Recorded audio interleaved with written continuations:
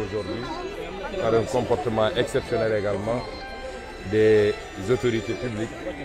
dans l'organisation de ce scrutin, dans la transparence, dans l'équité et l'équilibre. Et nous en appelons personnellement au sens de la responsabilité du ministère en charge de l'organisation des élections, que tout ce qui est prescrit par le code puisse être scrupuleusement respecté, qu'on n'ait pas à nous signaler des cas de tentative de bourrage d'urnes ou de trafic, de transport d'électeurs, encore moins de rupture de bulletins de vote dans les bureaux de vote. Il est important que les Sénégalais puissent s'exprimer. Appeler également ces mêmes autorités publiques au respect des résultats qui seront issus du scrutin d'aujourd'hui, parce que nous sommes convaincus que ces résultats seront largement favorables à l'opposition. En appelant à leur sens du fair play et à leur sens du dépassement républicain pour l'intérêt et la stabilité de ce pays. En profiter également pour lancer un appel à toute la population sénégalaise à sortir massivement voter. On nous signale qu'à cette heure-ci, le taux de participation au niveau national est encore relativement faible. Je ne sais pas si les chiffres sont bons, mais en venant ici, on m'a parlé d'un chiffre qui tournait autour de 10 à 12%, ce qui serait un taux d'abstention historiquement bas. Ce qui n'est pas bon pour la démocratie, mais ce qui n'est pas bon également pour tous ces Sénégalais et ces Sénégalaises qui croient à notre projet, qui ont couru derrière nos caravanes sur des kilomètres pendant la campagne. S'ils ne sortent pas voter, tout cela n'aura servi à absolument rien, parce que habituellement,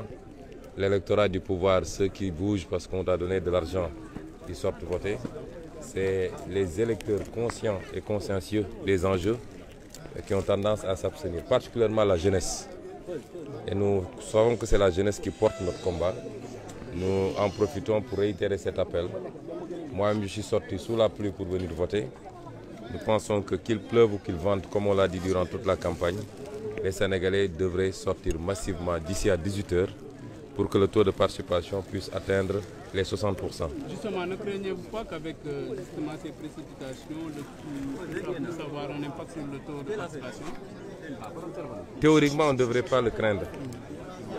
Parce que tout dépend de l'importance que chaque Sénégalais et chaque Sénégalaise accorde à ce scrutin. Je crois que chacun d'entre nous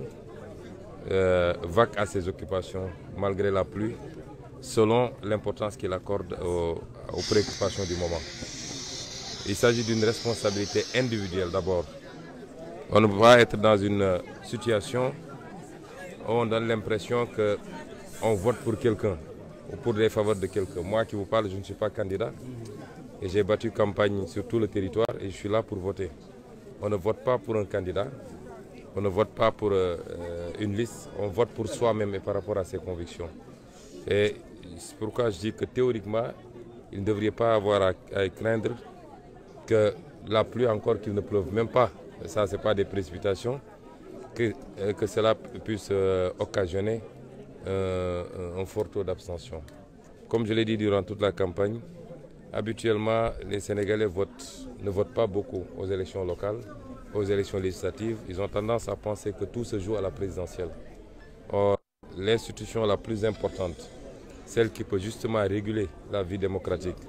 mais qui peut réguler la gouvernance publique pour éviter toutes les dérives qu'on a connues, c'est l'institution parlementaire. Si elle est mise entre de bonnes mains, elle permet quand même d'équilibrer le pouvoir comme nous l'ont appris les constitutionnalistes. Seul le pouvoir peut freiner le pouvoir. Seul le pouvoir peut équilibrer le pouvoir. Et c'est pourquoi nous considérons que c'est la plus importante élection qui nous permettrait, premièrement, de pouvoir aller vers une gouvernance concertée. Le pays ne sera absolument pas bloqué, mais le président de la République sera obligé d'être beaucoup plus à l'écoute d'autres composantes, de consulter, puisque c'est ces composantes qui vont voter le budget, pour s'accorder sur les priorités des Sénégalais. Est-ce que les priorités des Sénégalais, c'est de baisser le coût de la vie? Est-ce que les priorités des Sénégalais, c'est de créer les conditions de l'emploi pour les jeunes, d'améliorer le plateau médical, l'offre en enseignement supérieur et en éducation? Ou est-ce que les priorités des Sénégalais, c'est de construire de beaux stades, de belles autoroutes, alors que les gens ne mangent pas à leur faim? Tout cela sera débattu quand l'Assemblée nationale sera entre les mains d'une opposition compétente d'abord et responsable. Je crois que nous avons suffisamment démontré en tant que parlementaire que ce qu'on pouvait faire à l'Assemblée. Imaginez maintenant si on avait la majorité, qu'est-ce qu'on aurait fait? Dernière vie signalée, vous avez cette information à Ziguinchor. On a entendu tout à l'heure Guy Marius Sagna parler de nervis. Bien, on n'a que des rumeurs, on attend de voir. De toute façon, celui qui est habitué de ces faits, nous le connaissons tous. Mais je peux vous garantir que cette fois-ci,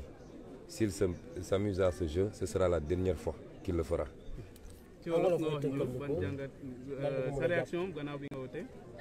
waaw de njëkk sant yàlla bi ñu mayee ñu fekke li may ñu it ñu jot a def campagne bu mucc ayib def ko ci Sénégal yëpp di gërëm di sant sénégalais ci nit ñu teeroo un peu partout au Sénégal nga xam ne vous l'avez tous suivi yéen yëpp dund ngeen ko en direct muy loo xam ne defe naa ci élection législative lu sénégalais musul gis la ci loo xam ne joxe woo xaalis organisé woo meeting da nga doon romb donc ci dëkk loolu nag dafa yokk suñu yaakaar ni que sénégalais yi won nañu gannaaw régime bi fi ne te dogu nañu ci changer waaye changement boobu pour mu am il faut que sénégalais yi génn woote wax naa ko ci campagne bi yëpp surtout jeunes yi nga xam ne foo dem nu mu tuuti 5000 10 000 jeunes dinañ topp sa caravane sur 4 kilomètres mais neen lii lépp baax na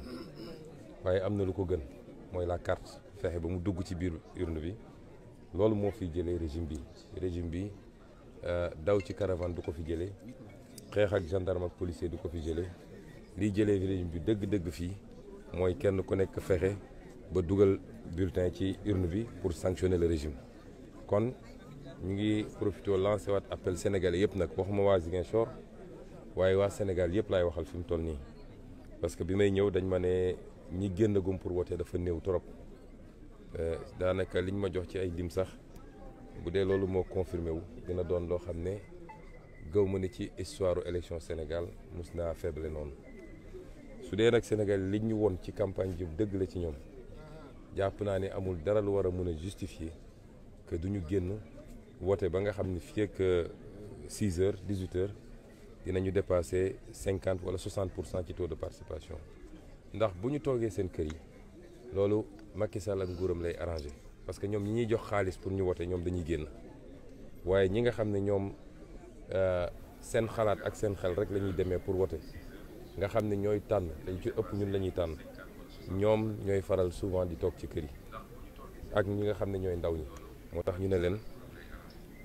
ñun de li ñu waroon def nañ mënuñu def lu weesu lii bu dee nag dañoo bëgg Macky Sall wéy toog ci dëkk bi wala am sañ-sañ ne day def 3e mandat nga xam ne bu ko fi waxee ñi wote jiwul woon pour dagg loolu ñoom ñoo njëkk a génn dañuy dem xeexi moo tax ñu ne leen am na lu gën a yomb xeex mooy ñu fexe ba tey jii Macky Sall ñàkk assemblée te li koy andi mooy wote du toog ci kër yi di commenter du topp ci gannaaw caravane amul lu ko mën a justifier du taw ndax ñun xamante nañu biir Sénégal kenn ku neñ ci ñun li ko yitteel dëgg-dëgg buy taw wala mu naaj ba tàng jërit di nga génn dem doxi ko kon fii la ñuy xamee fu mbir mi toll ci Sénégalais yi te am nañu yaakaar ni toll na leen fu sori gëm naa ni vote bi day door rong defe naa eggaguñu midi gëm naa ni fii ak 18 heures fépp ci Sénégal nit ñi dinañ génn massivement voté ba ñu am taux de participation bu raw bi ñu amoon sax élection présidentielle loolu bu amee rek man gëm naa ni nguuru Macky Sall jeex na ma ciy profité nag ci wax ni ñu ko gisee nii ci centre de vote HLM bi jàpp naa ni noonu lay demee fépp ci Sénégal ci tey ci dal ak ci jàmm parce que wote jarul xëccoo lépp lu ñu leen mën a may ñoom mooy xanaa li ñuy def ci koñ yi di essayer jënd nit ñi waaye ci bureau de vote yi ak ci centre de vote yi am na loo xam ne kenn dootu ko may kenn moo tax ñu ne leen am na bu ñu yëkk boo xam ne kenn du ko nangu mooy li ñuy wax transfert d'électeur wax nañ ko waxaat ko jox nañ ko consigne suñu ndaw ñëpp fii koñ bu nekk ñi fa dëkk xamante nañu kuñ fi transporté fii Ziguinchor am nay kaar yu bëri yu fi dugg dem si guddi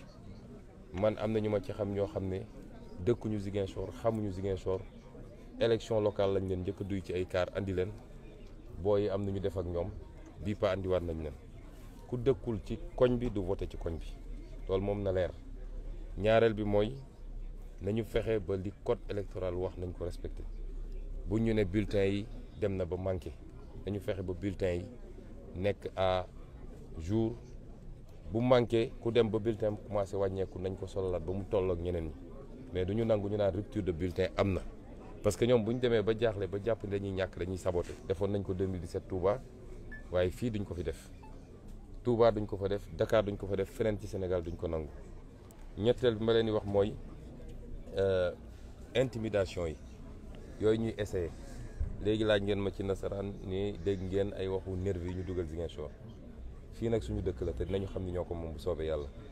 suñu yeboon 100 car ay nervi dugal leen Ziguinchor wax naa ni élection bi am na loo xam ne buñ ko defee tey lay mujj ñu def ko te koy def xam nañ ko waaye bu ko defee moom ci boppam dugg Ziguinchor dina ko jafee ndax suy def li muy def moom bañ na ba du fanaan Ziguinchor dem ci guddi fanaanu fi kon la ñuy def dañu foog ni nit ñi mënuñu koo régler waaye mën nañ koo régler te jël nañ toutes les dispositions mais ma anticiper si nii lu am rek seen responsabilité la parce que élection la ñu wax voté la situation bi nekk day jóg dem tranquillement bureau de vote am voté dem ñibbi loolu jarul nervi jarul xuloo jarul xeex ñun ñi ñëpp suñu voté par dañuy dellu suñu kër noppalu ba ngoon ñu déglu résultat yi loolu warul am problème dañuy indi fii ay kaaru nervi di ñaan nguur gi nag quel que soit lu am ngoon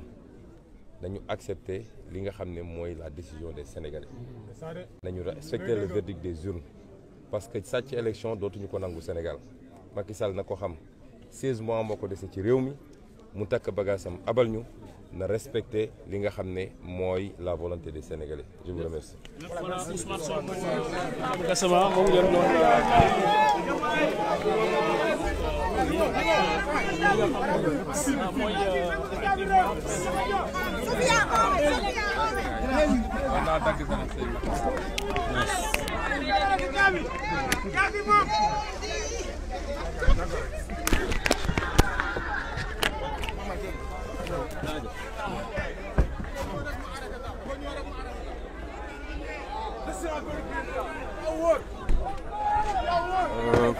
comme ni ko wi askan wi nag foofee ci diwaanu Ziguinchor ci image yi sax ngeen koy gis à l'instant ci SeneNews TV moom nag mu daal di accomplir devoir civique am foofee ci Ziguinchor mu daal